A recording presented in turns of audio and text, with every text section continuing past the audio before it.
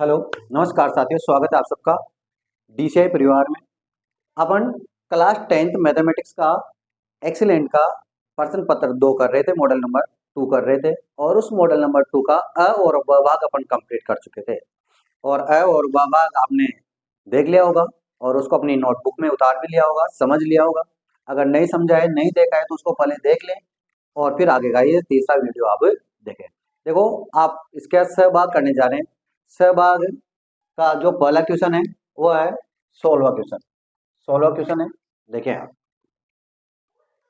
आपको आयु दे रखी है और ये आयु आपको 18 वर्ष से तो अधिक, 18 वर्ष से अधिक व 60 वर्ष से कम आयु दे रखी है आपको ये। और इनकी पॉलिसी हो रही है, किस प्रकार से पॉलिसी हो रही है देखो, आप इस क्वेश्चन को ध्यान से समझें। यहाँ लिखा हुआ है आयु और वर्षों में 20 वर्ष से कम, 18 से तो ज्यादा लेना है और 20 वर्ष से कम। तो 20 वर्ष से कम के पॉलिसी धारक कितने हैं? 2 व्यक्ति हैं। फिर 25 वर्ष से कम के पॉलिसी धारक कितने हैं? 6 व्यक्ति हैं। इसी प्रकार से 30 वर्ष से कम के 25 हैं। इसी प्रकार से 60 वर्ष से कम के 100 व्यक्ति हैं। आपको ये डाटा दे रखे हैं और आपको इन डाटाओं का उपयोग करते हुए क्या निकालना है? माध्यक निकालना है। अब देखो, माध्यक निकालने के लिए आपको वर्ग या पाई और सीएफ निकालना है। वैसे तो सीएफ यहाँ दे रखा है, लेकिन अपन दोबारा यहाँ निकालेंगे ताकि क्वेश्चन इजी इजी वे में हो जाए, आसानी से हो जाए। तो देखो, निकालते हैं। सबसे पहले आपको वर्ग लिखना है। तो वर्ग कहाँ से शुरू करना है? 18 से शुरू करना है। तो 18 से 20, 18 से 20 मतलब 18 वर्ष से तो बड़ा और 20 से छोटा, क्योंकि 18 वर्ष से अधिक ही लेना है आपको, कम नहीं लेना। अब देखो, 18 से 20 से कम के कितने व्यक्ति? 2 हैं। तो 18 से 20 के बीच के कितने व्यक्ति हुए? 2 ही हुए। ये लो 2, ठीक है। अब देखो, 25 से कम, 25 से क्या है? कम। और अपन यहाँ लिखे हैं 20 से 25, 5 5 का अंतर आ रहा है। देखो, 20 से 25, 25 से 30, 30 से 35, 35 से 40, 5 5 का क्या आ रहा है अंतर? तो 20 से 25, फिर इसी प्रकार से 25 से 30, 30 से 35, 35 से 40, 40 से 45, 45 से 50 और 50 से 55 और 55 से 60। अब देखो, इनको कैसे क्या करें? अब देखो, अपने पास 20 से कम के 2 व्यक्ति हैं, तो 18 से 20 के पॉलिसी धारक भी 2 ही होंगे। अब 25 से कम के टोटल 6 हैं, लेकिन इस 25 से कम में ये 2 व्यक्ति भी जोड़ दिए। ध्यान देखें आप, 20 से कम के 2 हैं और 25 से कम के, तो 25 से कम में 20 से कम वाला भी तो आ गया, इसलिए इसमें 20 से कम वाला भी आ गया। लेकिन अपन को तो क्या लेना है? 20 से 25 के बीच में। तो वो जो 20 से कम वाला ना, उसको कम करना पड़ेगा। तो 6 में से क्या घटा दो? 2 घटा दो। तो देखो, यहाँ 6 में से 2 घटाओ, ऊपर वाली को घटा देता हूँ। 6 में से 2 घटाओगे तो कितना आ जाएगा? 4। फिर 25 में से 6 घटाओ, 25 में से 6 घटाओगे तो कितना आ जाएगा? 19। फिर 45 में से 25 घटाओ तो कितना आ जाएगा? 20। फिर 78 में से 45 घटाओ तो 8 में से 5 जाएंगे तो 3, 7 में से 4 जाएंगे तो 3, 33। फिर 89 में से 78 घटाओ तो 9 में से 8 जाएंगे तो 1, 8 में से 7 जाएंगे तो 1। फिर 92 में से 89 घटाओ तो 1 और 2 कितने हो गए? 3। फिर 98 में से 92 घटाओ तो कितना आ जाएगा? 6। और फिर 100 में से 98 घटाओ तो कितना आ जाएगा? 2। इस प्रकार से आपके पास ये पाई आ जाएगी। अब ये, इससे कोई मतलब नहीं है। अब ये सिंपल क्वेश्चन बन गया और ये सिंपल क्वेश्चन के द्वारा आपको क्या निकालना है? सीएफ। तो ये सीएफ यही आएगी, सेम टू सेम सीएफ क्या आएगी? यही आएगी। तो सीएफ कैसे निकालते हैं वो भी सीख लो आप। तो देखो, ये पाई दे रखी है, तो ये पहली जो F1 है, ये F1 यहाँ रखना है। देखो, F आएगा मतलब F1, F2, F3, F4, F5, F6, F7, F8, F9, इस प्रकार से दे रखा है आपको। तो ये F1 यहाँ रखना है जैसा कि था, और इसको यूं जोड़ना है इस प्रकार से। तो 4 में 2 जोड़ेंगे तो कितना आएगा? 6। 19 में 6 जोड़ेंगे तो 25, वही आएगा जो इधर आ रहा है। 20 में 25 जोड़ेंगे तो 45, 45 में 33 जोड़ेंगे तो 78, 78 में 11 जोड़ेंगे तो 89, 89 में 3 जोड़ेंगे तो 92, 92 में 6 जोड़ेंगे तो 98 और 98 में 2 जोड़ेंगे तो 100। इस प्रकार से n का मान आ जाएगा आपके पास 100। ये टेबल आपकी क्या हो गई? कंप्लीट हो गई। अब आपको यहाँ माध्यक का सूत्र लिखना है सबसे पहले। माध्यक माध्य का सूत्र क्या होता है, यल प्लस कोष्टक n बटे 2 माइनस सी एफ और बटे एफ इंटू एच। अब देखो ये जो n आया ना, इस n के द्वारा अपन माध्यक वर्ग निकालेंगे। सबसे पहले क्या निकालेंगे, माध्यक वर्ग। तो देखो माध्यक वर्ग कैसे निकालते हैं, n बटे 2 बराबर 100 बटे 2 बराबर आ जाएगा 50। अब 50 से ठीक बड़ी संख्या बारंबार था, 50 से ठीक बड़ी सी एफ, तो 50 से ठीक बड़ी सी एफ क्या होगी, यहाँ पे देखो भाई n का क्या करना है, आधा करना है, और उससे ठीक बड़ी संख्या बारह, जस्ट बड़ी संख्या बारंबारता निकालनी। तो इससे जस्ट बड़ी संख्या बारंबारता जिसमें भी आएगी वही क्या होगा, माध्यक वर्ग होगा। तो 50 से ठीक बड़ी क्या आ रही है, 78। तो यही क्या है, माध्यक वर्ग है। इसको आप बोल्ड कर दीजिए, यही क्या होगा, माध्यक वर्ग। ये आपका माध्यक वर्ग है। अगर इतना सा काम कर लिया तो फिर आगे क्वेश्चन आराम से हो जाएगा। ये माध्यक वर्ग है। अब देखो ठीक बड़ी संख्या बारंबारता कितनी है, 78। तो यहाँ लिख दो 78। अब 78 के सामने वर्ग क्या है, 35 से 40। तो यहाँ आ जाएगा माध्यक वर्ग, माध्यक वर्ग 35 से 40। अब 35 से 40 आ गया तो यल और एच यहाँ का यही निकालो। तो यल यल क्या होती है, लोअर लिमिट ऑफ माध्यक वर्ग। तो माध्यक वर्ग की लोअर लिमिट है मतलब निम्न सीमा, तो 35 आ जाएगी। फिर एच माध्यक वर्ग का वर्ग अंतराल या फिर वर्गों का वर्ग अंतराल, इनमें सब में कितने कितने का अंतराल है, 5 5। तो आ जाएगा 40 माइनस 35 बराबर आ जाएगा 5। कोई दिक्कत। अब अपने को चाहिए n बटा 2, तो n बटा 2 40 है यहाँ 50।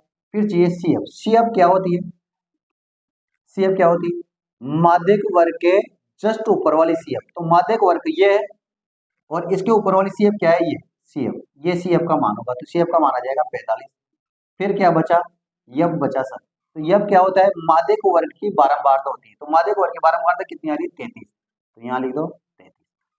ये आपका काम हो गया। अब ये सारी वैल्यू आपको उठा उठा के कहाँ पटकनी है, यहाँ पटकनी। तो पटक दो, माध्यक बराबर यल 35 आ रहा है, ये लो 35 प्लस n बटे 2 50, ये लो 50 माइनस सी एफ कितनी है 45, ये लो 45 बटे में यफ 33 इनटू में एच की वैल्यू कितनी है 5, ये लो। कोई दिक्कत नहीं होनी चाहिए। देखो आगे हल करते हैं इसको। 35 तो आएगा ही, कोष्टक 50 में से 45 घटाएंगे तो 5 और बटे में 33 और इनटू में भी 5। 5 को 5 से मल्टीप्लाई करेंगे तो 35 प्लस 25 बटा 33।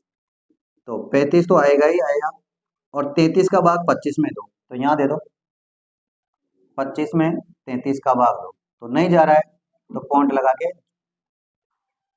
0 लगा देंगे यहाँ। अब 33 का भाग दो, इसमें कितनी बार जा सकता है, 33 को गुणा करके देखो, पहले 5 से करके देख लेते हैं। 5 दिया 15 की 5 हासिल का 1, 5 दिया 15 और 1 16, 165। बहुत कम आ गया, थोड़ा और करते हैं आगे, 7 से करते हैं। 7 या 21 हासिल का 2, 7 या 21 और 2 23, तो 231 आ गया। तो 7 बार भाग चल जाएगा, 231 बचा कितना 9 और 1 पॉइंट लगा दो। तो यहाँ 7 बार गया था तो इधर लगभग 5 बार चल जाएगा, 5 या 6 बार चल जाएगा, तो 6 बार लगा दो तो आ जाएगा 0.76। दोनों को जोड़ो तो 35.76 आंसर आ जाएगा माध्यक। एक बार और समझ सकते हैं आप, देखो दोबारा समझाता हूं मैं। क्या दे रखा था, आयु दे रखी है वर्षों में, और इस उम्र के लोगों ने क्या करवा रखी है, पॉलिसी करवा रखी है, और पॉलिसी धारकों की संख्या है ये, और ये जो आयु है वो 60 वर्ष से अधिक है, सॉरी 18 वर्ष से अधिक है, लेकिन 60 वर्ष से क्या है, कम है। अब ध्यान से देखें आप, 20 से कम के मतलब वो व्यक्ति जिनकी आयु 20 वर्ष से कम है, वो कितने, 2 व्यक्ति हैं। मतलब 2 व्यक्ति ऐसे हैं जिन्होंने पॉलिसी करवा रखी है और उनकी आयु 18 वर्ष है, तो अधिक है, लेकिन 20 वर्ष से कम है। फिर 25 से कम, 25 वर्ष से कम उम्र के व्यक्ति कितने हैं? 6 हैं। 30 वर्ष से कम उम्र के व्यक्ति कितने हैं? 25 हैं। अब देखो ये बात ध्यान रखनी, जैसे मालूम है यहाँ को 45 वर्ष से कम उम्र के कितने व्यक्ति? 89। तो 45 वर्ष से कम उम्र के व्यक्तियों में ये सारे आगे, 45 वर्ष से लेकर 18 वर्ष तक के सारे आगे। आगे बात समझ में, जैसे मैंने कहा 60 वर्ष से कम, तो 60 वर्ष के से कम का मतलब है 60 वर्ष वाला और 60 वर्ष से कम वाला सारे इसमें शामिल हो गए। अब देखो यहाँ अपन क्या कर रहे हैं? वर्ग निकाल रहे हैं, क्योंकि माध्यक निकालने के लिए वर्ग निकालना जरूरी है। तो वर्ग निकालें तो 18 से 20 लेंगे, 18 वर्ष से लेंगे तो 18 से 20। अब 18 से 20 उम्र के, 18 से 20 वर्ष के उम्र वाले व्यक्ति कितने? 2 ही, तो ये 2 आ गए। फिर 20 से 25, 20 से 25 मतलब 20 वर्ष से तो अधिक, लेकिन 25 वर्ष से कम उम्र वाले कितने हैं? तो 25 वर्ष से कम उम्र वाले कितने थे? टोटल 6 थे। लेकिन इस 6 में 20 से कम उम्र वाले व्यक्ति भी जुड़े हुए हैं, मतलब ये 2 व्यक्ति भी है, तो उसको क्या कर दिया? कम कर दिया। तो इस प्रकार से अपन कम करते जाएंगे और अपने पास ये पाई आ जाएगी। फिर ये पाई को CF में बदल देंगे, फिर n का मान आ जाएगा 100। फिर n/2 निकालेंगे, जो आ गया 50। 50 से ठीक बड़ी संचय बारंबारता इसमें देखेंगे, संचय बारंबारता में जो क्या आ रहा है? 78। 78 के जस्ट सामने वाला जो वर्ग है वो क्या होगा? माध्यक वर्ग होगा। इस माध्यक वर्ग के द्वारा यल का मान निकालेंगे। जो निम्न सीमा है वो तो यल का मान आ जाएगी, और इन दोनों का जो डिफरेंस है, अंतर है, वो आ जाएगा 5। इसके बाद में n/2 आ गया। CF माध्यक वर्ग के जस्ट ऊपर वाली जो CF होती है वो क्या होती है? CF होती है। फिर इसके बाद में यप क्या हो गया? माध्यक वर्ग की बारंबारता को अपन क्या कहेंगे? यप। और ये सारे मान आप यहाँ रखोगे तो आंसर आ जाएगा। ये था आपका क्वेश्चन नंबर 16। अब देखो इस क्वेश्चन में अथवा में एक और क्वेश्चन दे रखा है, तो उस क्वेश्चन को भी अपन करते हैं। देखिए नेक्स्ट क्वेश्चन है माध्य ज्ञात करना है। इसका 16वां क्वेश्चन का है, अथवा वाला है। ऊपर तो माध्य पूछा था आपसे, नीचे माध्य पूछा है, और माध्य में आपको ये आंकड़े दे रखे हैं। यहाँ पर प्राप्तांक है जो मैंने xi मान लिया, जो दे 10, 20, 30, 40 से लेकर 80 तक दे रखा है। और यहाँ पे बारंबारता देखिए, फ्रीक्वेंसी यह 2, 8, 16, 26 और 4 तक ये दे देगी। और इसका क्या ज्ञात करना है? आपको माध्य ज्ञात करना है। देखो संख्या थोड़ी बड़ी बड़ी है, यहाँ पे भी 10, 20, 40 और यहाँ पे थोड़ी बड़ी संख्या है, तो आप इसको पग विचलन विधि से करो। कौन सी विधि से? पग विचलन विधि। पग विचलन विधि से माध्य। तो देखो पहले यहाँ सूत्र लिख दो ताकि आपको ये पता लग जाएगा कि पग विचलन विधि में टेबल किस प्रकार से बनेगी और क्या क्या चाहिए अपने। तो a plus sigma F I U I बटा sigma F I into H. कौन सी विधि से कर रहे हैं अपन? पग विचलन विधि से कर रहे हैं। थोड़ी बड़ी बड़ी संख्या है तो पग विचलन विधि से कर देंगे, आसानी से हो जाएगा। अब यहाँ क्या है? यहाँ या फिर जहाँ यू आई है एक्स आई माइनस ए बटा एच, और ए है यहाँ कल्पित माध्य, कल्पित माध्य।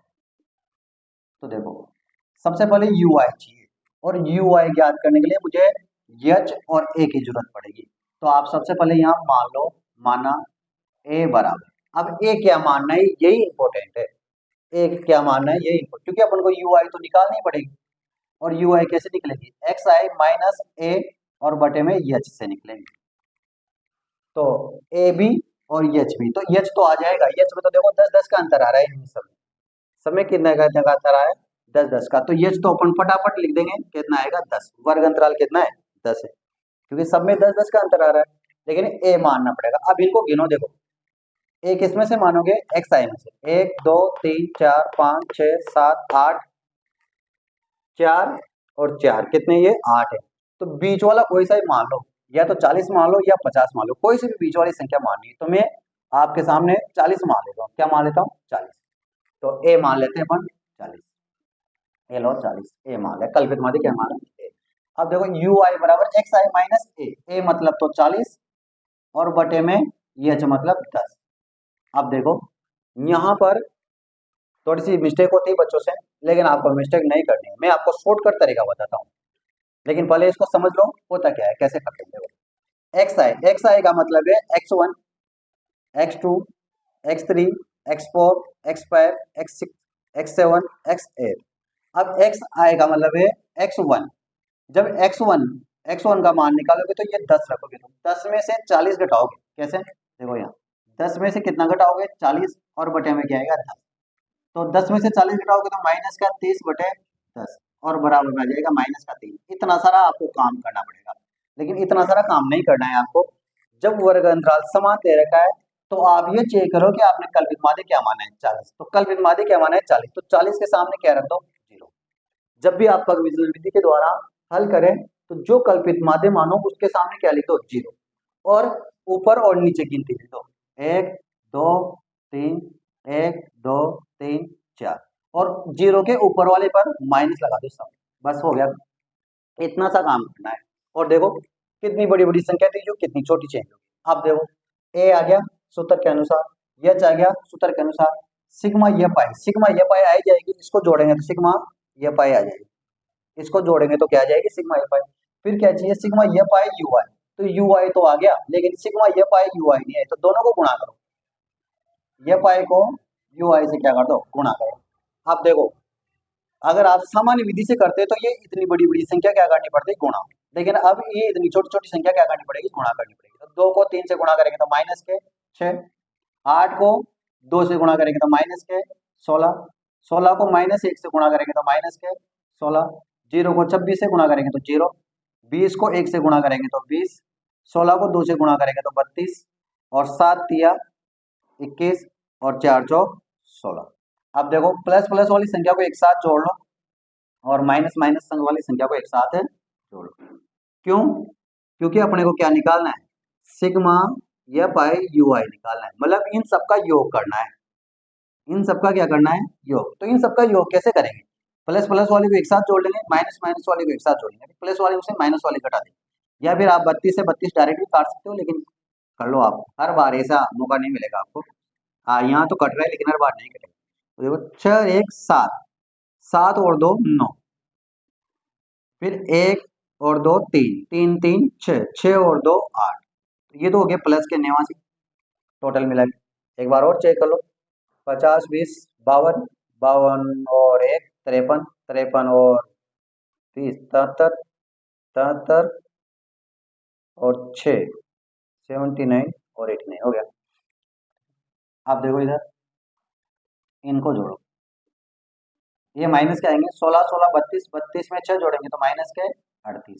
तो देखो 89 में से 38 घटाओ कितना आ रहा है, 9 में से 8 गया तो 1, 8 में से 3 गया तो 5, 51 आ गए। और इनको भी जोड़ो 7 और 4 और 7 11, 11 और 6 17, 17 और 6 23, 23 और 6 29, 29 और 10 39 के 9 हासिल के 3 4 5 6 7 8 9, तो कितना आ गया 99 आ गया। टोटल कितना आ रहा है 99। देख लो एक बार और चेक कर लो 99 आ रहा है। 7 और 4 11, 11 और 6 17, 17 आ रहा है, 17 और 6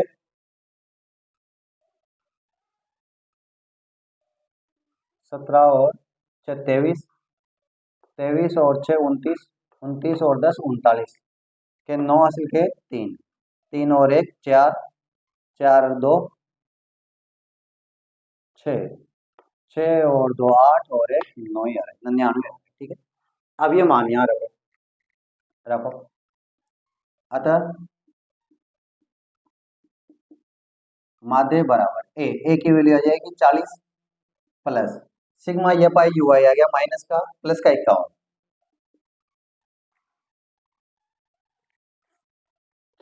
बटे में आ जाएगा सिग्मा ये पाई 99 और इनटू में ये चल जाएगा 10।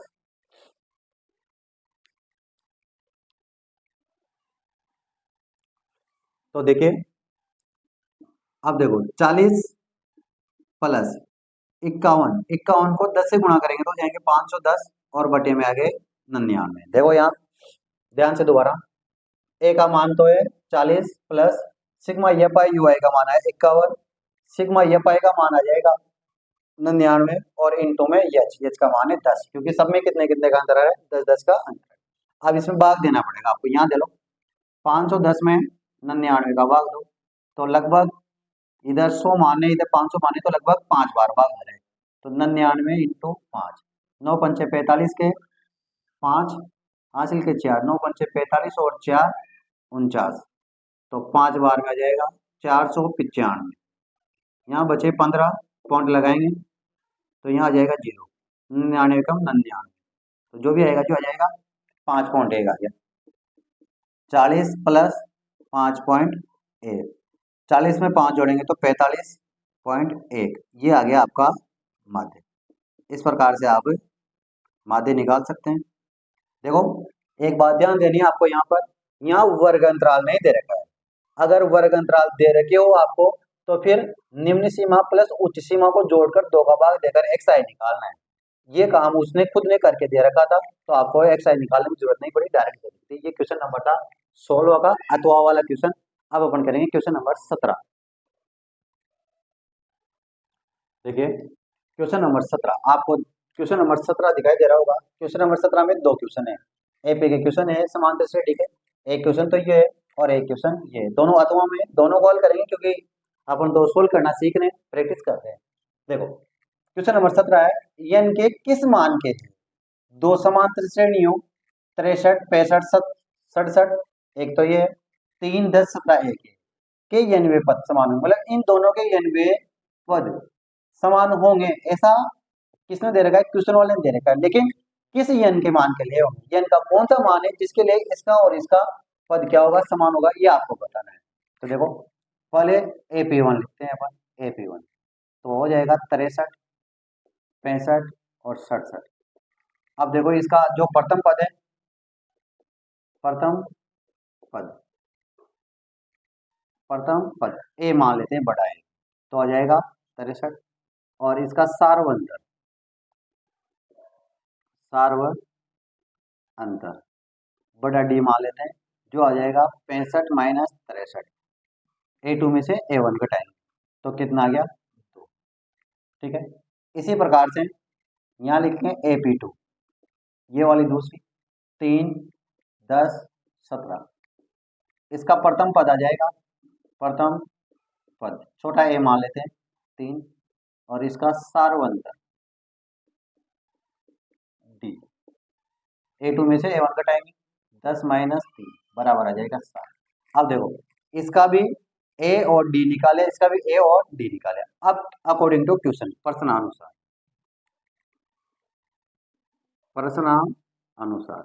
क्या कह रहा है? क्वेश्चन कह रहा है कि इन दोनों के n पद क्या है, समान है, तो n का मान ज्ञात करें। तो इसका भी n पद निकाल लेते हैं, इसका भी n पद निकाल लेते हैं।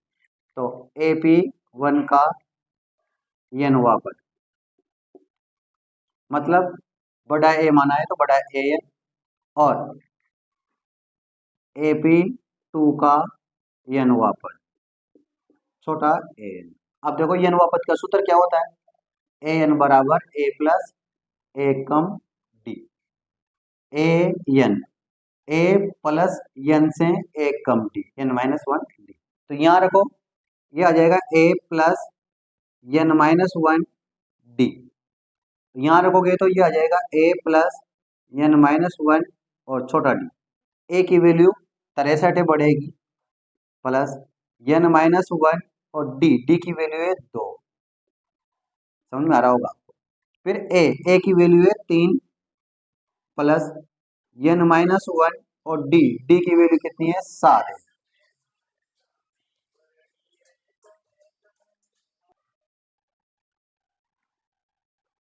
देखो कौन आ गया था।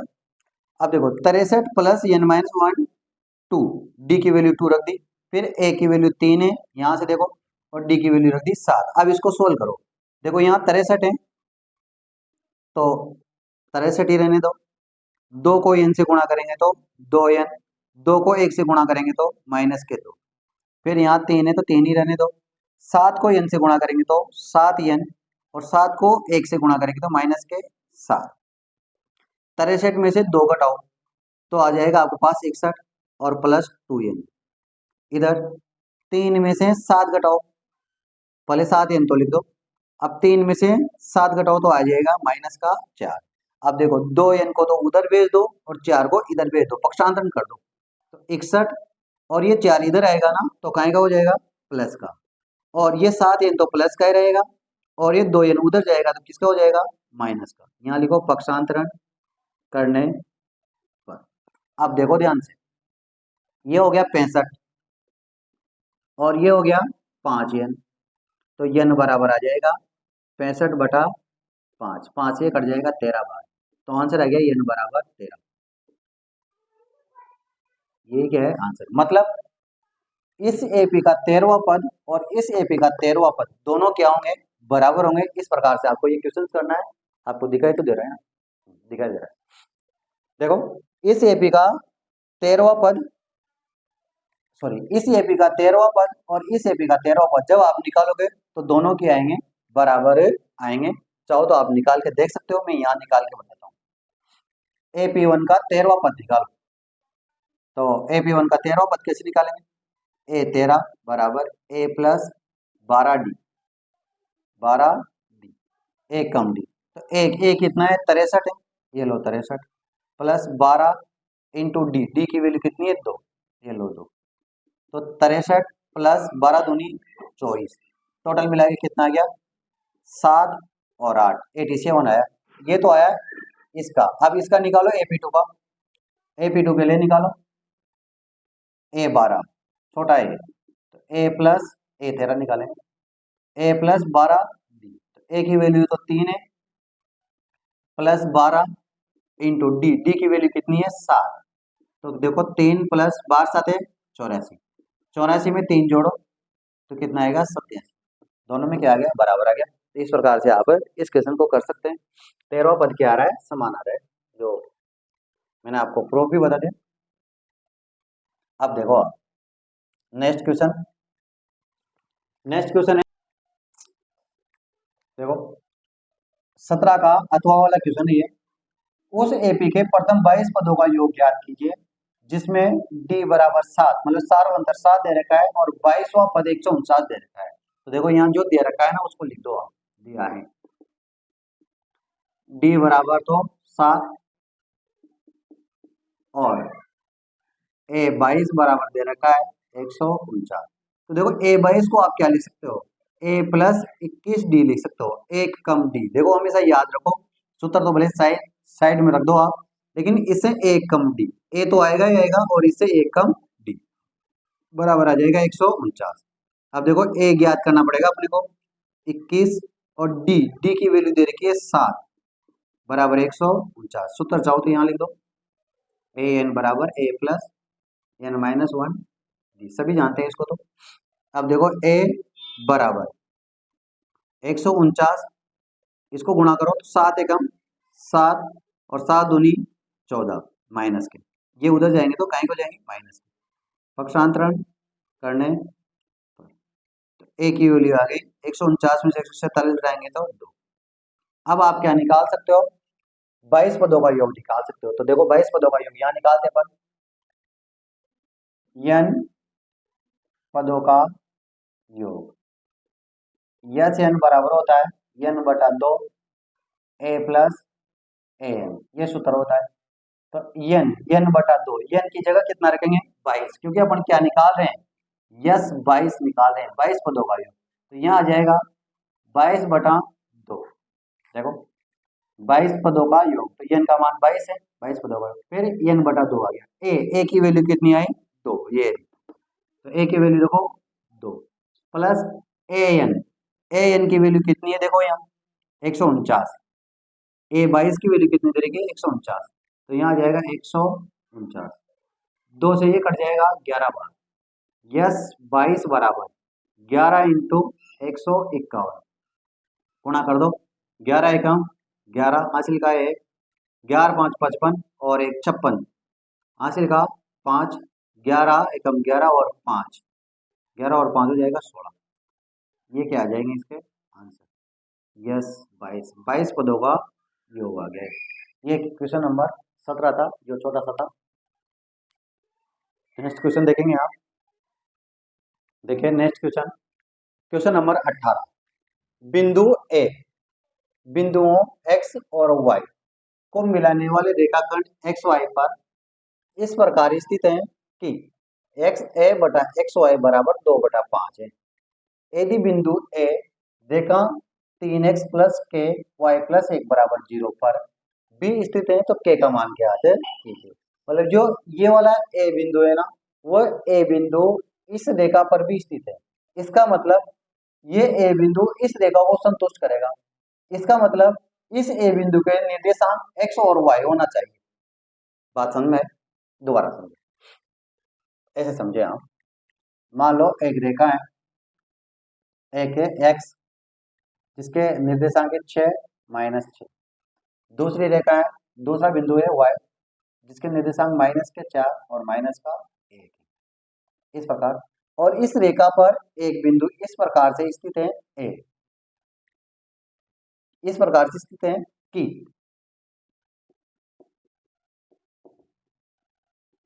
एक्स ए बटा एक्स वाई बराबर 2/5 है। ठीक है। साथ में आपसे कहा है कि ये ए बिंदु से ये रेखा गुजरती है। इसका मतलब ये वाली रेखा इस ए बिंदु से इस प्रकार गुजरती होगी। अगर इस प्रकार से गुजरती है तो 3x प्लस के वाई प्लस 1 बराबर 0, ये वाली रेखा इस वाली रेखा को इस ए बिंदु के निर्देशांक क्या करेंगे, संतुष्ट करेंगे। अब इस रेखा को इस ए बिंदु के निर्देशांक संतुष्ट तभी करेंगे जब इस ए बिंदु के निर्देशांक एक्स और वाई होंगे। क्या होंगे? एक्स और वाई। तो इस ए बिंदु के निर्देशांक क्या मान लेते हैं अपन? एक्स और वाई मान लेते हैं। अब सबसे पहले काम तो अपन को ये करना है कि इस ए बिंदु के निर्देशांक ज्ञात करें। और इस ए बिंदु के निर्देशांक ज्ञात करने के लिए मुझे m1 अनुपात m2 की जरूरत पड़ेगी, विभाजन सूत्र की जरूरत पड़ेगी। तो अब विभाजन सूत्र के द्वारा देखो, एक्स ए तो दे रखा है आपको 2, लेकिन नीचे क्या दे दिया? एक्स वाई दे दिया, एक्स वाई। जबकि एक्स वाई नहीं चाहिए, मुझे क्या चाहिए? वाई ए चाहिए। तो इसको सोल्व करते हैं। सबसे पहले देखो, एक्स ए को तो एक्स ए रहने दो, एक्स वाई को मैं क्या लिख सकता हूँ? एक्स ए प्लस ए वाई लिख सकता हूँ। तो एक्स ए प्लस ए वाई बराबर आ जाएगा 2/5। थोड़ा लंबा है सवाल, देखेंगे आप ध्यान से।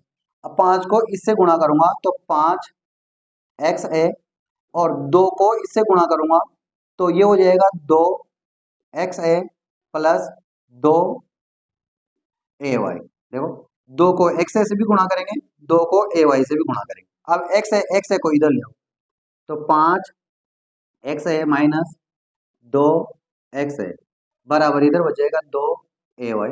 पक्षांतरण करने पर इसमें से इसको घटाओ तो 3 एक्स ए बराबर यहाँ बचेगा 2 ए वाई। तो अनुपात आ जाएगा एक्स ए बटा ए वाई बराबर 2 तो यहीं रह जाएंगे, ए वाई नीचे भेज दिया, एक्स ए यहीं रह जाएंगे, 3 को नीचे भेज दो। तो अनुपात आ जाएगा एक्स ए अनुपात ए वाई बराबर 2:3। इस अनुपात का उपयोग करते हुए विभाजन सूत्र के द्वारा अपन को ये काम करना है। तो देखो, मैं दोबारा यहाँ पर एक रेखा बनाता हूँ। आपको दिखाई तो दे रहा है? दिखाई दे रहा है आराम से। अब देखो, मैं यहाँ पर इस समीकरण को दोबारा बनाता हूँ, इस रेखा को यहाँ दोबारा। ये x बिंदु है जो क्या है 6 -6, और ये y बिंदु है जो -4 और -1 है, और ये a बिंदु है जो x और y है। और इधर m1 अनुपात m2 जो अपने पास आया है 2:3। 2:3 क्वेश्चन बहुत कठिन लग रहा था, लेकिन बहुत सरल क्वेश्चन हो जाएगा आपको। अब अनुपात आ गया ना, तो विभाजन सूत्र लगा दो। विभाजन सूत्र क्या होता है? R X Y. यहाँ पे आर एक्स वाई होता था जो कहाँ था? आगे। तो ये ए एक्स वाई तो आ जाएगा आगे, फिर कोष्टक। कैसे सूत्र लिखते हैं? देखो, यहाँ 6 एक्स है तो ये हो जाएगा x1 y1, ये हो जाएगा x2 y2। सूत्र कैसे लिखते हैं? आर को यूं चलाएंगे ऐसे। तो देखो, m1, ध्यान देखें, m1 x2 plus m2 x1 और बटे में m1 प्लस m2। ये तो आ गया x का निर्देशांक। अब y का निर्देशांक लिखेंगे तो y को काम लेंगे, m1 y2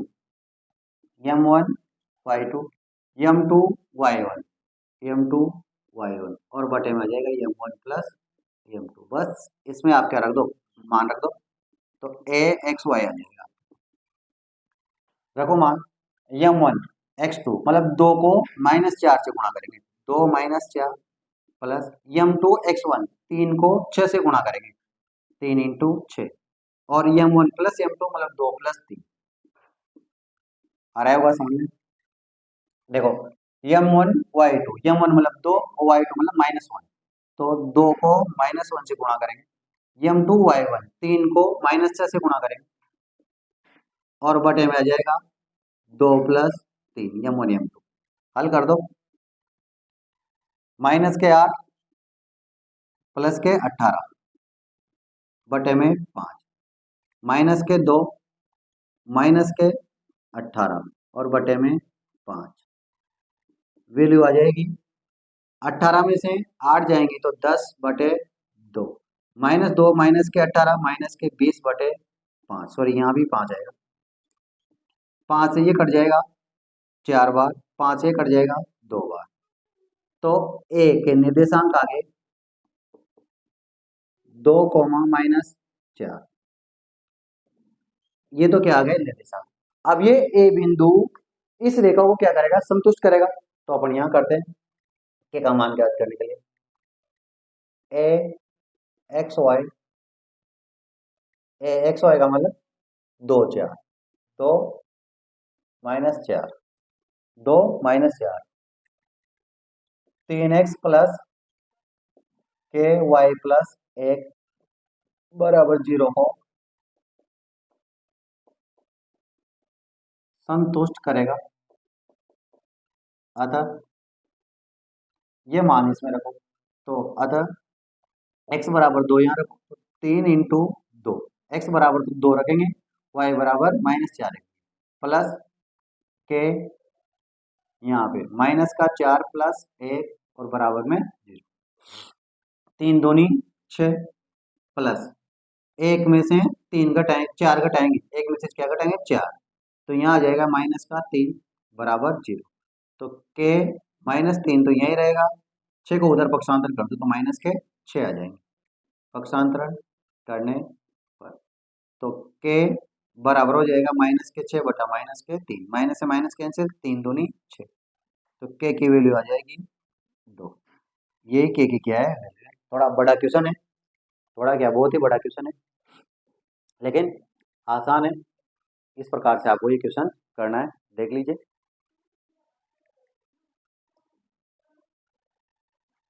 देखो नेक्स्ट क्वेश्चन है 18वां का अथवा वाला क्वेश्चन है, ये भी अच्छा क्वेश्चन है। यदि के 5 4 दे रखे रेखाखंड पी क्यू का मध्य बिंदु है, अर्थात अगर अपन इस बिंदु को पी और इस बिंदु को क्यू मान लें, तो ये के वाला जो बिंदु है 5 4 ये इस पी क्यू का क्या है, मध्य बिंदु है, तथा क्यू के निर्देशांक 2 3 दे रखे 2 3, तो पी के निर्देशांक याद कीजिए, तो पी के निर्देशांक अपन मान लेते हैं क्या है, एक्स वाई है, तो यहाँ लिख दें माना पी के निर्देशांक एक्स वाई। अब देखो पी क्यू का मध्य बिंदु कौन है, के, तो यहाँ लिखो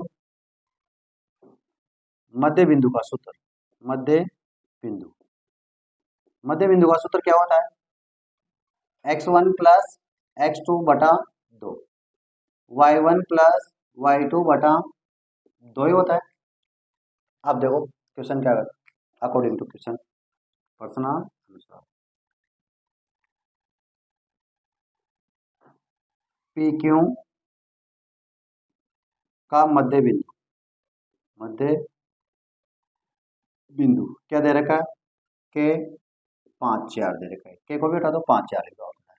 अब देखो पी क्यू का मध्य बिंदु कैसे निकालेंगे, ये तो हो गया x1 ये y1, ये हो गया x2 ये हो गया y2, तो x1 प्लस x2 मतलब x प्लस 2 हो गया, x1 प्लस x2 है ना, तो x प्लस 2, तो यहाँ जाएगा x प्लस 2 बटे में 2, फिर y1 प्लस y2 मतलब y प्लस 3, y प्लस 3 बटे में 2 और बराबर में आ जाएगा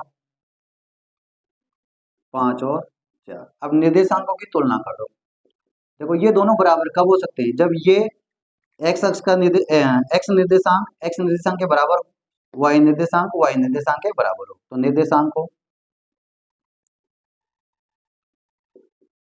की तुलना करने पर, तुलना करने करो तुलना, तो x प्लस 2/2 बराबर किसके आ जाएगा 5 के, तथा y प्लस 3/2 बराबर किसके आ जाएगा 4 के। इस दो को इधर मल्टीप्लाई कर दो, इस दो को भी इधर मल्टीप्लाई कर दो, तो 5 दूनी 10, x प्लस 2 बराबर आ जाएगा 10, तथा y प्लस 3 बराबर आ जाएगा 4 दूनी 8, y प्लस 3 बराबर 8। देखो 4 दूनी 8, 5 दूनी 10, वे दो उधर पक्षांतर कर दो, x बराबर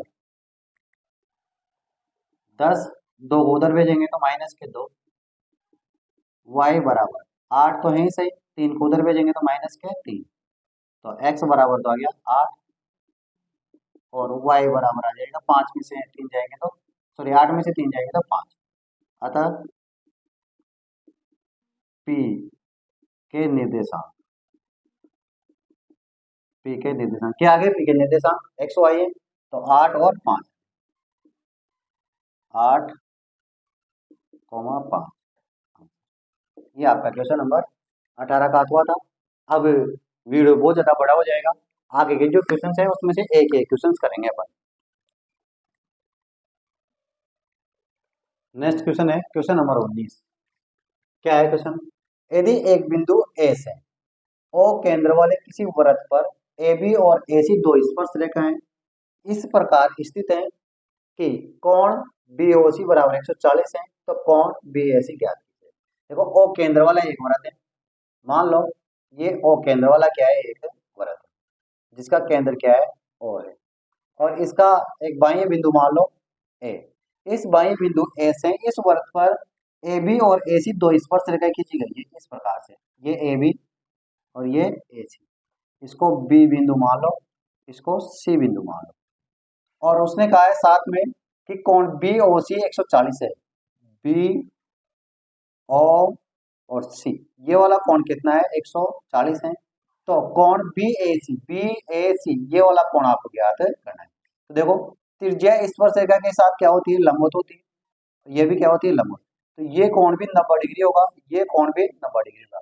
तो वैसे तो एक प्रमेय भी है कि त्रिज्याओं द्वारा केंद्र पर बना कोण और स्पर्श रेखाओं द्वारा बना कोण एक दूसरे के क्या होता है समपूरक होता है, आप उसके द्वारा भी कर सकते हैं, और सबसे आसान है कि चतुर्भुज के चारों कोणों का योग कितना होता है 360 डिग्री होता है, उसके द्वारा भी आप कर सकते हैं। तो चतुर्भुज वाले से करते हैं अपन, उसे थोड़ा आपको याद रखने में भी इजी होगा और आसान भी हो जाएगा। देखो हम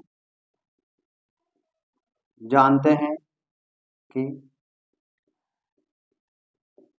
चतुर्भुज के चारों कोणों का योग बराबर कितना होगा 360, इन दोनों का योग 180 करके भी कर सकते हो आप। देखो कोण बी प्लस कोण सी प्लस कोण बी ओ सी, कोण बी ओ सी प्लस कोण बी ए सी, कोण बी ए सी बराबर कितना हो जाएगा 360। कोण बी का मान 90, कोण सी का मान भी 90, कोण बी ओ सी का मान आपको दे रखा है 140, और कोण बी ए सी आपको ज्ञात करना है, और बराबर में 360। 90 90 180, 180 में 20 जोड़े तो 200, 200 में 120 जोड़े तो 320, प्लस कोण बी ए सी बराबर, इसको अपन लिख सकते हैं 320 प्लस 40, 320 में 40 जोड़े तो 360 आ जाएगा, 320 से 320 कैंसिल, कोण बी ए सी बराबर आ जाएगा 40 डिग्री। ये आपका राइट आंसर है क्वेश्चन नंबर 19। नेक्स्ट क्वेश्चन देखिए क्वेश्चन नंबर 20। देखिए क्वेश्चन नंबर 20 आपको वर्ग दे रखा है और बारंबारता दे रखी है, और आपसे पूछा है कि इसका माध्य क्या होगा। लेकिन आप जब वर्ग को ध्यान से देखोगे ना तो यहाँ है 118 से 126, फिर यहाँ 126 से 135 आना चाहिए था, लेकिन 126 और 127 आ गया, इन दोनों के बीच में एक का अंतर आ गया। इसका मतलब ये जो वर्ग अंतराल दे रखे हैं ये रेगुलर नहीं, इसको सबसे पहले आपको क्या करना पड़ेगा रेगुलर बनाना पड़ेगा। रेगुलर बनाने के लिए क्या करना है, इन दोनों का अंतर देखना है। देखो इसमें भी, इसमें 126 127 एक का अंतर आ रहा है, 135 136 एक का अंतर आ रहा है, 144 145 एक का अंतर आ रहा है। इसी प्रकार से 171 172 एक का अंतर है। तो जितने का अंतर आ रहा है ना, उसमें आपको 2 का भाग देना है। तो एक में 2 का भाग दोगे तो कितना आएगा? 0.5 आएगा। आपको निम्न सीमा में से 0.5 घटाना है और उच्च सीमा में 0.5 जोड़ना है, तो आपके पास रेगुलर वर्ग आ जाएंगे।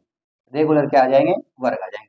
तो देखो इसमें से 0.5 घटाओ तो 117.5 आ जाएगा, 117.5, और इसमें 0.5 जोड़ना है तो 126.5 आ जाएगा। अब आपको ज्यादा आपत्ति नहीं, ज्यादा टेंशन नहीं लेनी है। यहाँ जो है ना उसको यहाँ रखो और इसमें 0.5 करते जाओ, जिसमें आंसर आ जाएगा 126.5, फिर 135.5, फिर 135.5 यहाँ आ जाएगा, 135.5, फिर 144.5, फिर 144 पॉइंट वापस यहाँ आ जाएगा, फिर 153.5, फिर 153.5 यहाँ आ जाएगा, और 162.5। ये अपन वर्ग अंतराल को क्या कर रहे हैं? रेगुलर बना रहे हैं। आगे वाले में से 0.5 घटाना है, और मतलब निम्न सीमा में से 0.5 घटाना है और उच्च सीमा में से 0.5 जोड़ना है। 162.5, 171.5, 171.5 और 180.5, ये आपके वर्ग अंतराल क्या हो गए? सही हो गए। और इस एफआई को दोबारा एक बार और यहाँ लिख लो ताकि सी एफ बनाने में प्रॉब्लम नहीं आएगी। 3 5 9 12 5 4 और 2। अब अपन बनाएंगे सी एफ। क्या निकालेंगे? C F. सी एफ कैसे निकालते हैं? F1 को जैसा का जैसा लिखो और फिर इस प्रकार से जोड़ते जाओ इनको। तो 3 को 5 में जोड़ेंगे तो 8, 8 को 9 में जोड़ेंगे तो 17, 17 में 12 जोड़ेंगे तो 29, 29 में 5 जोड़ेंगे तो 34, 34 में 4 जोड़ेंगे तो 38, और 38 में 2 जोड़ेंगे तो 40। इसका मतलब n का मान भी कितना आ जाएगा? 40 आ जाएगा। अब आप यहाँ पर माध्यक लिखिए, माध्यक का सूत्र लिखिए आप। सबसे पहले जब टेबल बन जाए तो सबसे पहले माध्यक का सूत्र लिखना है आपको। माध्यक बराबर L plus n/2 minus CF और बटे F इंटू एच। L क्या है? माध्यक वर्ग की निम्न सीमा है। n क्या है? n/2 क्या है? सिग्मा F I का आधा है। CF क्या है? माध्यक वर्ग के जस्ट ऊपर वाली संचय बारंबारता है। F क्या है? माध्यक वर्ग की बारंबारता है। और H क्या है? वर्ग अंतराल है। इन दोनों के बीच में कितना वर्ग अंतराल है? सबसे पहले अपन n/2 निकालते हैं। n/2 मतलब 40/2, 40/2 कितना आ गया? 20 से ठीक बड़ी CF संचय बारंबारता, 20 से ठीक बड़ी संचय बारंबारता देखो कौन सी आ रही है? 29। तो ये 29 वाला है, क्या होगा? माध्यक वर्ग होगा। इसको आप बोल्ड कर दीजिए, बस इसी से मतलब है, बाकी इधर वाले से कोई मतलब नहीं है अपने। ये आ गया माध्यक वर्ग। तो 29 तो ये आ गई सीमा, और इसके संगत माध्यक वर्ग आ जाएगा। माध्यक वर्ग, माध्यक वर्ग कितना आएगा? 144.5 से 153.5, 144.5 से 153.5 है। अब सबसे पहले यल निकालो, तो यल की वैल्यू कितनी आ गई? 144.5। फिर निकालो यच, इसमें से इसको घटाओ, 153.5 में से 144.5 घटाओ, तो यच बराबर 5 में से 5 तो 0, यहाँ हो गया 153 है ना, तो 6 और 3 9 का अंतर आ रहा है। कितना का अंतर आ रहा है? 9। अब इसके बाद में चाहिए अपन को सी एफ। तो सी एफ क्या होती है? माध्यक वर्ग के जस्ट ऊपर वाली संख्या, तो 17, और एफ कितना आ जाएगा? माध्यक वर्ग की बारंबारता कितनी आ रही है? 12, ये 12। अब ये सारी की सारी वैल्यू यहाँ रखो माध्यक में,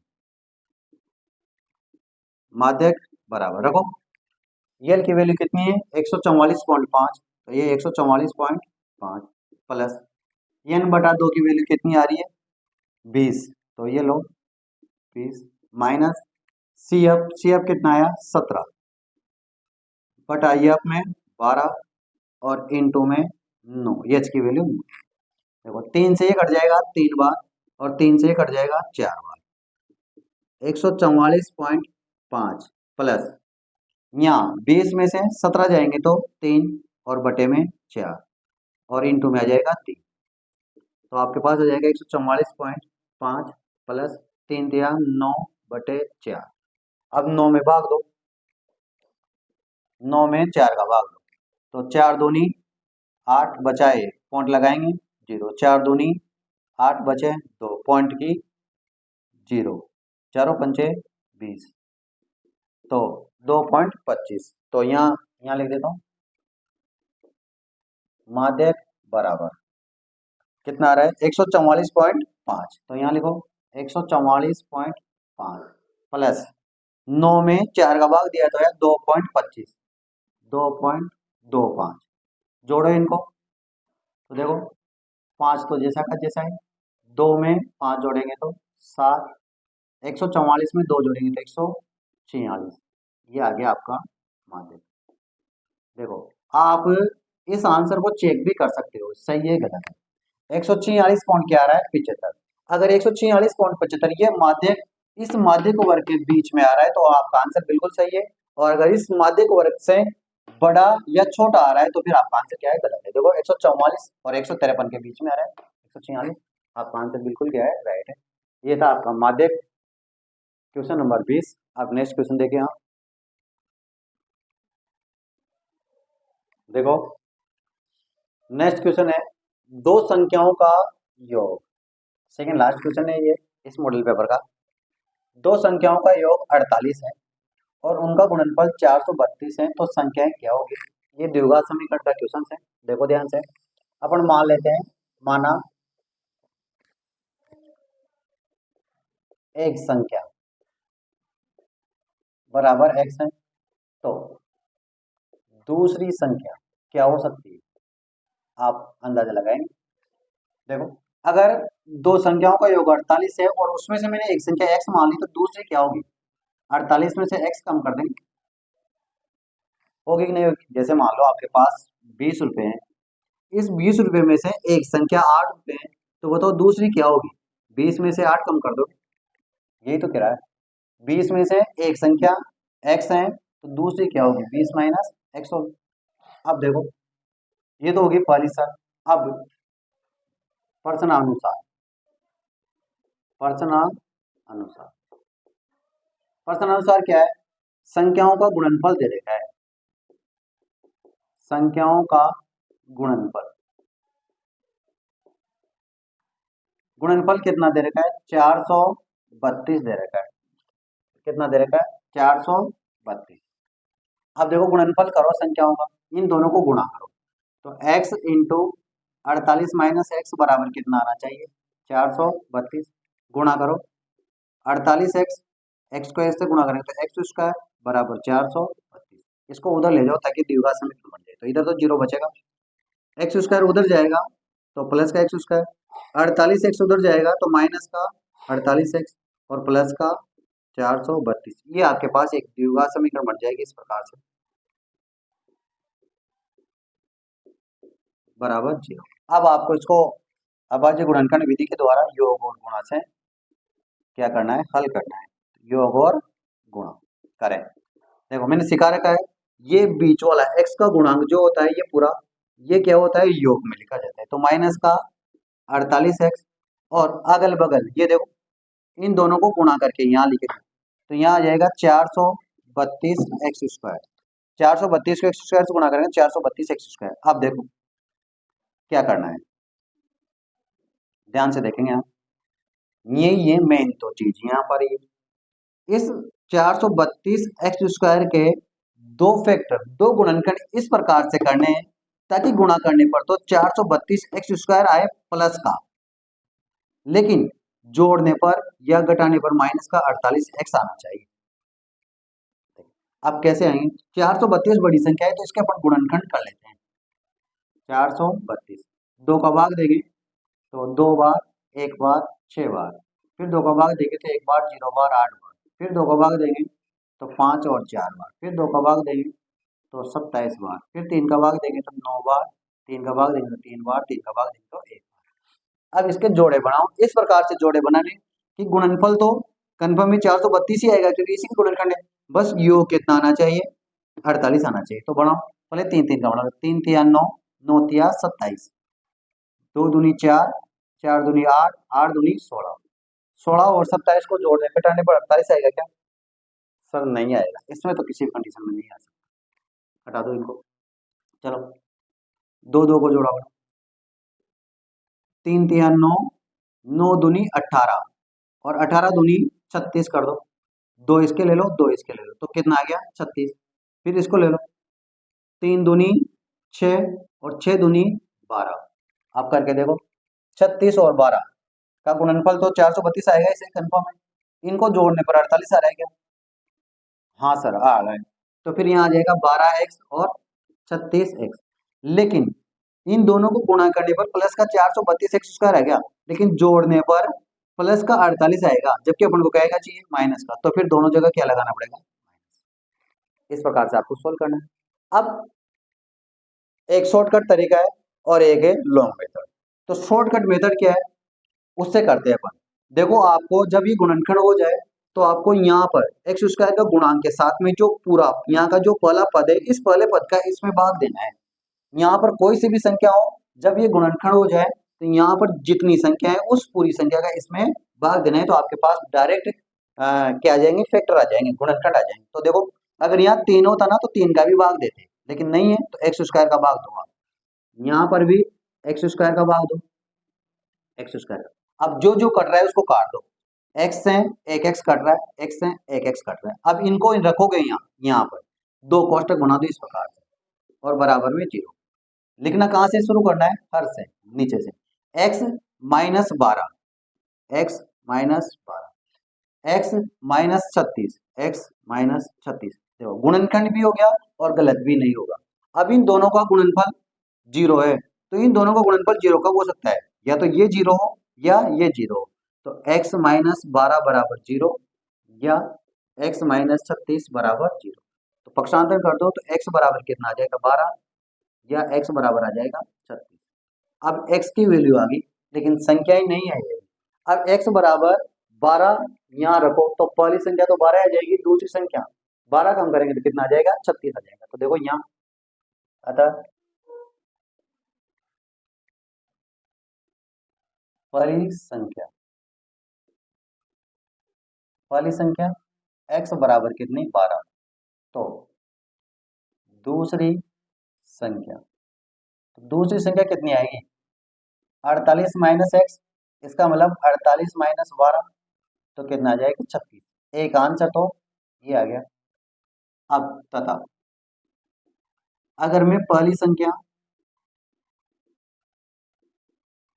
x बराबर कितनी मानता हूँ? 36। देखो यहाँ 36 भी आया, 36 मानता हूँ, तो दूसरी संख्या क्या आएगी? 48 माइनस एक्स आएगी, इसका मतलब 48 माइनस 36 आएगी, इसका मतलब 12 आएगी। ये दूसरा। अब संख्या क्या आ गई? या तो 12 और 36 है, या 36 और 12 है। ये आपका क्वेश्चन नंबर 21 था। अब लास्ट क्वेश्चन बच रहा है, इसका 22वां क्वेश्चन करते हैं अपन। देखिए आप नेक्स्ट क्वेश्चन है क्वेश्चन नंबर 22। आपको cot theta plus cosec theta minus 1 बटे cot theta minus cosec theta plus 1 बराबर 1 प्लस कोस थीटा बटा साइन थीटा सिद्ध करके बनाना है। मतलब LHS को सोल्व करना है और RHS को लाना है। देखो ये आपकी किताब का ही क्वेश्चन है, लेकिन इसको थोड़ा सा घुमा के दे दिया है। इस क्वेश्चन को अगर मैं अलग अलग करूँ ना तो 1 बटा साइन आएगा, मतलब कोसेक थीटा आएगा, और कोस बटा साइन मतलब कोट थीटा आएगा। हकीकत में सिर्फ तो ये करना है आपकी किताब के अनुसार, लेकिन इसको थोड़ा सा आगे हल करके इसने इस रूप में दे दिया। तो इसका मतलब ऊपर ऊपर अपन को cosec theta plus cot theta लाना है। जब अपन को ऊपर cosec theta plus cot theta लाना हो तो इस एक की जगह पर जो सर्वसमीका है वो उपयोग में लेनी है। देखो LHS, यहाँ एक सर्वसमीका होती है 1 प्लस कोट स्क्वायर थीटा बराबर कोसेक स्क्वायर थीटा। इस कोट स्क्वायर थीटा को उधर ले जाओ तो 1 बराबर हो जाएगा cosec square theta minus cot square theta. ये सर्वसमीका आपको यहाँ पर उपयोग में लेनी है। वहां पर अपनी बुक्स में तो ये सर्वसमीका दे रखी है, यहाँ नहीं दे रखी। Cot theta plus cosec theta, फिर माइनस 1 की जगह इसको उपयोग करेंगे अपन, cosec square theta minus cot square theta, और बटे में आ जाएगा जैसा का जैसा है, cot theta minus cosec theta plus 1। आगे सोल्व करते हैं, cot theta plus cosec theta minus, अब देखो ये A square minus B square है, क्या है ये, A square minus B square, A plus B और ए माइनस बी होता है, मतलब इसको एक बार प्लस में एक बार माइनस में लिख सकते हैं। तो यहाँ आ जाएगा cosec theta plus cot theta, cosec theta minus cot theta, और बटे में आ जाएगा वापस same to same, cot theta minus cosec theta plus 1। अब जो जो कॉमन आ रहा है उसको कॉमन ले लो, cot theta plus cosec theta, cot theta plus cosec theta क्या आ रहा है यहाँ से कॉमन, तो कॉमन ले लो, cot theta plus cosec theta तो क्या आ गया कॉमन आ गया, देखो कोट थीटा प्लस कोसेक, यहाँ कोट थीटा प्लस कोसेक एक ही बात, यहाँ से ये पूरा कॉमन आ गया तो यहाँ बचा 1, फिर ये माइनस इस माइनस से गुणा, इससे कोसेक से गुणा होगा तो ये माइनस इस कोसेक से गुणा होता है, यहाँ हो जाएगा माइनस कोसेक थीटा, फिर ये माइनस इस माइनस से गुणा होते हैं हो जाएगा प्लस कोट थीटा,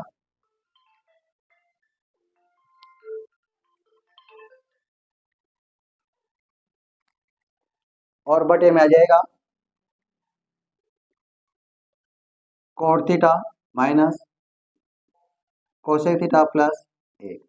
अब आप ऊपर वाले को इसको देखो ध्यान से, देखो यहाँ प्लस 1 है, यहाँ पर भी प्लस 1 है, यहाँ माइनस का कोसेक थीटा है, यहाँ भी माइनस का कोसेक थीटा है, यहाँ प्लस का कोट थीटा है, यहाँ भी प्लस का कोट थीटा है, इसका मतलब इस पूरे से ये पूरा कट जाएगा, तो आपके पास आ जाएगा coat theta plus cosec theta. अब देखो ये अपनी किताब के अकॉर्डिंग, अपनी बुक्स के अकॉर्डिंग तो क्या हो गया सिद्ध हो गया, लेकिन अपने को थोड़ा आगे सिद्ध करना है इसको, तो इसको थोड़ा आगे सिद्ध करने के लिए क्या करेंगे अपन, इसकी वैल्यू रखेंगे। देखो कोट थीटा की वैल्यू क्या होती है, कोस थीटा बटा साइन थीटा, और कोसेक थीटा की वैल्यू क्या होती है 1 बटा साइन थीटा, ये मान होता है इसका, तो ये रख दो, यहाँ आ जाएगा कोस थीटा बटा साइन थीटा प्लस यहाँ आ जाएगा 1 बटा साइन थीटा। अब इसका एलसीएम ले लीजिए, तो इसका एलसीएम इस प्रकार से लेंगे अपन, इसका एलसीएम आ जाएगा साइन थीटा, तो साइन थीटा कट गया, ऊपर बचा cos theta plus sine theta cut गया, ऊपर बचा 1, तो 1 प्लस कोस थीटा ये आ रहा है, इसका मतलब यही क्या है आरएचएस है। तो ये आपका क्वेश्चन नंबर 22 था। इस प्रकार से एक्सीलेंट का जो मॉडल नंबर 2 था ये अपना कंप्लीट होता है। मैंने आपको कंप्लीट पूरे 3 वीडियो में इसको कंप्लीट करवा दिया है। तो अगर वीडियो पसंद आया, समझ में आई चीज़ें, तो लाइक एंड शेयर जरूर करें और चैनल को सब्सक्राइब जरूर करें। तब तक ले थैंक यू। पढ़ते रहिए और मेहनत करते रहिए, क्योंकि मेहनत करने वाले की जीत होती है। हमेशा कामयाबी के पीछे भागना है और कामयाब लोगों के साथ में रहना है। ऐसे दोस्तों के साथ में मत रहो जो आपको पढ़ाई से दूर रखते हैं। इसलिए मेहनत करते रहें। तब तक के लिए धन्यवाद। Thank you very much.